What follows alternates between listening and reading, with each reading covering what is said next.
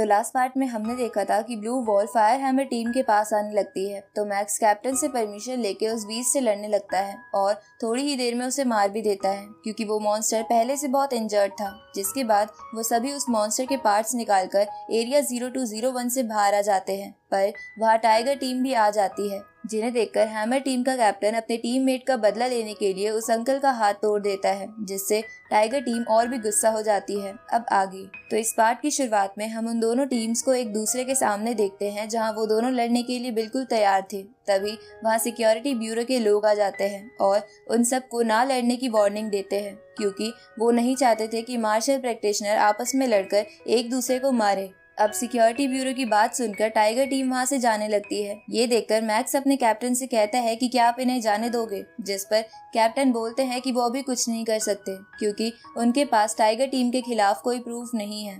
आगे वो सब उस बंदे को लेकर हॉस्पिटल जाते हैं जिसका हाथ कट गया था, जहाँ कैप्टन को अपने टीम मेंबर की ऐसी हालत देखकर अच्छा नहीं लग रहा था। तो वो बंदा कैप्टन से बोलता है कि आपको चिंता करने की कोई जरूरत नहीं है, पर तभी वो बंदा खुद रोने लगता है और बोलता है कि वो मार्शल प्रैक्टिशनर बना रहना चाहता है। ये सुनकर कैप्टन उस बंदे से कहता है कि तुम रो मत, हो सकता है उस बायोलॉजिकल इंस्टीट्यूट में तुम्हारे लिए एक रोबोटिक हाथ मिल जाए, जिनका आज हमने असाइनमेंट पूरा किया था। अब वो सब उस बंदे के साथ उस HR अलायंस नाम के बायोलॉजिकल इंस्टीट्यूट में आ जाते हैं, जहां पहुंचने पर कैप्टन उस मैनेजर से कहता है कि आपके असाइनमेंट को पूरा करते हुए मेरे टीममेट का हाथ कट गया है, तो हम यहाँ ये जानने के लिए आए थे कि क्या आपके इंस्टीट्यूट में कोई रोबोटिक हैंड मिल सकता है जो मेरे टीममेट के रियल हैंड को रिप्लेस कर सके। ये सुनकर वो मैनेजर कैप्टन से कहता है कि हमारे पास ऐसा हैंड तो है, पर वो सिर्फ नॉर्मल लोगों के लिए है, ना कि प्रैक्टिशनर के लिए, क्योंकि प्रैक्टिशनर को अपने हैंड में ज्यादा स्ट्रेंथ चाहिए होती है। इसके बाद वो मैनेजर कैप्टन से कहता है कि हालांकि कोई रोबोटिक हैंड तो नहीं है, पर एक ट्रेजर है जो इसका हैंड ठीक कर सकता है,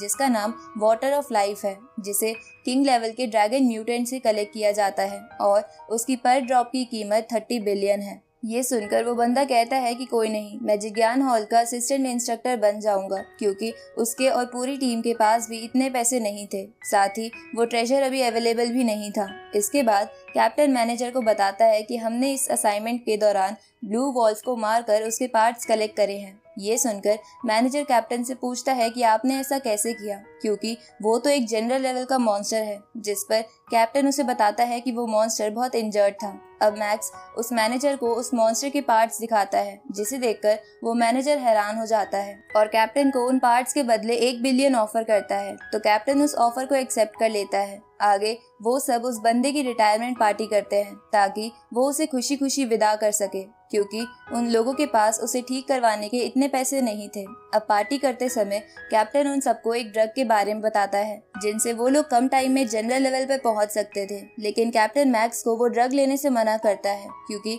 उस ड्रग के कुछ साइड इफेक्ट्स भी थे, लेकिन बाकी सब वो ड्रग्स ले सकते थे क्योंकि उनकी एज ज्यादा हो गई थी, इसलिए उन्हें अपनी इतनी चिंता नहीं थी। इसके बाद वो सब अपने अपने घर चले जाते हैं, जहाँ मैक्स को वापस देखकर उसके पेरेंट्स बहुत खुश हो जाते हैं। आगे हम मैक्स को उसकी ट्रेनिंग करते हुए देखते हैं, जहाँ मेडिटेशन के दौरान मैक्स को पता चलता है कि उसकी स्पिरिचुअल पावर इंटरमीडिएट स्टेज पर पहुंच गई है। ये जानकर मैक्स डिसाइड करता है कि अब से वो अपनी फिजिकल स्ट्रेंथ पर भी ध्यान देगा, क्योंकि वो स्पिरिचुअल पावर को ज्यादा लोगों के सामने इस्तेमाल नहीं कर सकता था। अब मैक्स ये सोच ही रहा था कि तभी मैक्स को कैप्टन कॉल करके HR अलायंस यानी उस बायोलॉजिकल इंस्टीट्यूट में बुलाते हैं, तो मैक्स वहां चला जाता है, जहां कैप्टन मैक्स को कुछ नए और अच्छे नाइफ्स गिफ्ट करते हैं, क्योंकि ब्लू वॉल्फ से लड़ते समय मैक्स के पुराने नाइफ टूट गए थे, साथ ही नए नाइफ्स पहले वालों से ज्यादा अच्छे थे। अब उन नाइफ्स को देखकर मैक्स उन्हें फ्री में लेने से मना करता है, पर कैप्टन की ज्यादा फोर्स करने पर वो मान जाता है। तभी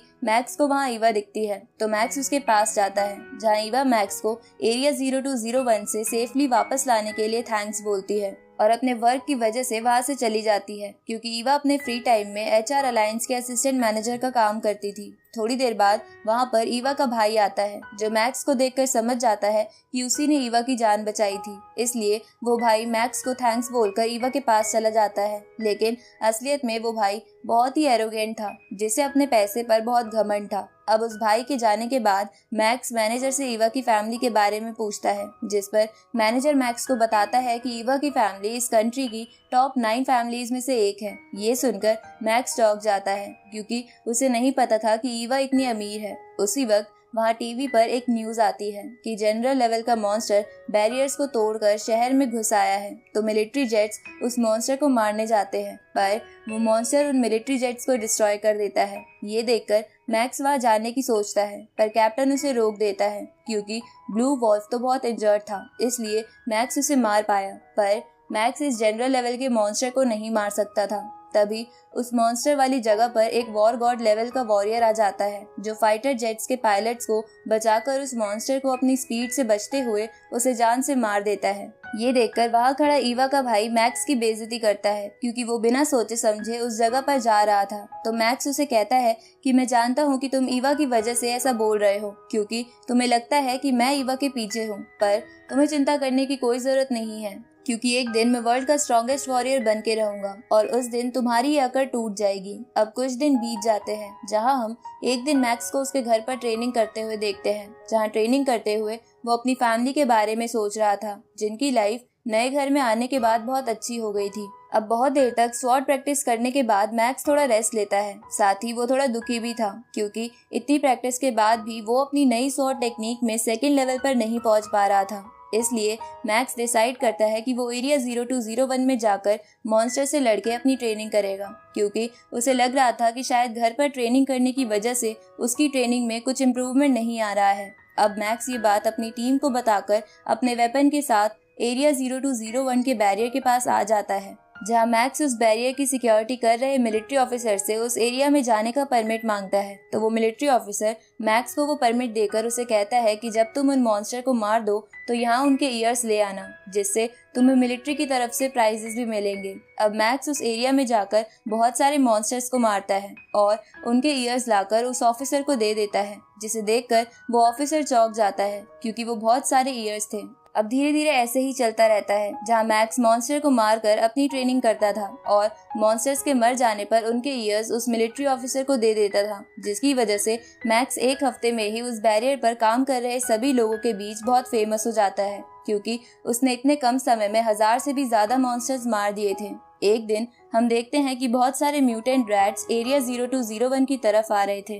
अगले दिन मैक्स उस एरिया में फिर से जाता है जहां वो देखता है कि वो म्यूटेंट रैट्स किसी लो लेवल प्रैक्टिशनर के पीछे थे। तो ये देखकर मैक्स उस प्रैक्टिशनर को बचाने के लिए जाता है। इस तरफ उन रैट्स के बारे में सबको पता चल जाता है, इसलिए न्यूज में अनाउंसमेंट की जाती है कि 10 बिलियन रैट्स एरिया 0201 से सिटी की तरफ आ रहे हैं। इसलिए मिलिट्री जेट्स जल्द से जल्द वहां जा रहे हैं ताकि वो एरिया 0201 में फंसे प्रैक्टिशनर्स को बचा सके। दूसरी तरफ मैक्स उस प्रैक्टिशनर को बचाकर वहां से भागने लगता है, पर थोड़ी ही देर में वो रैट्स उन दोनों को घेर लेते हैं, जिसकी वजह से मैक्स घबरा जाता है। तभी वहाँ वॉर गॉड लेवल का वो वॉरियर आ जाता है जिसे हमने पिछले पार्ट में देखा था। अब वो वॉरियर अपनी स्वॉर्ड के लाइटनिंग अटैक से उन सभी रैट्स को मार देता है जिन्होंने उन दोनों को घेर रखा था। ये देखकर मैक्स चौंक जाता है। तभी वो वॉर गॉड वॉरियर मिलिट्री से कांटेक्ट करके स्टेटस पूछता है, जिस पर मिलिट्री उस वॉरियर को बताती है कि उन्होंने बैरियर से बहुत से लोगों को निकाल लिया है, पर अभी भी वहाँ बहुत से लोग फंसे हुए हैं और फाइटर जेट्स को भी वहाँ पहुँचने में कम से कम 10 मिनट लगेंगे।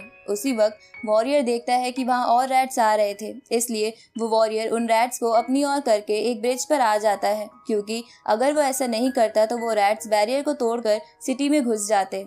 अब उन रैट्स को अपनी ओर आता देख वो वॉरियर अपने लाइटनिंग अटैक से उनमें से बहुत से रैट्स को मार देता है और उन दोनों के साथ ब्रिज की दूसरी तरफ कूद जाता है क्योंकि ब्रिज बीच में से टूटा हुआ था, पर वो रैट्स आपस में जुड़कर ब्रिज की दूसरी ओर भी आ रहे थे। ये देखकर वो तीनों वहाँ से और आगे भागते हैं। तभी वहाँ एक मिलिट्री जेट आ जाता है, तो वो वॉरियर मैक्स और उस प्रैक्टिशनर को जेट में जाने को कहता है, जिस पर मैक्स वॉरियर को भी जेट में आने को बोलता है, पर वो वॉरियर उसकी बात नहीं मानता क्योंकि अगर वो वहाँ से चला जाता तो सारे रैट सिटी की तरफ आ जाते। अब मैक्स और प्रैक्टिशनर वहाँ से जाने लगते हैं, जहाँ मैक्स वॉरियर को देखता है जो रैट से लड़ रहा था। तभी उस वॉरियर के एक अटैक से उन रैट्स के लीडर का एक ईयर कट जाता है, तो वो लीडर गुस्से में सभी रैट्स को एक साथ वॉरियर पर अटैक करने को कहता है, तो वो रैट्स ऐसा ही करते हैं। ये देखकर वो वॉरियर अपनी पूरी एनर्जी का इस्तेमाल करके उन रैट्स पर अटैक करता है, जिससे वो रैट्स मर जाते हैं, लेकिन इसकी वजह से वो वॉरियर भी राख बन जाता है। ये देखकर मैक्स को बहुत दुख होता है।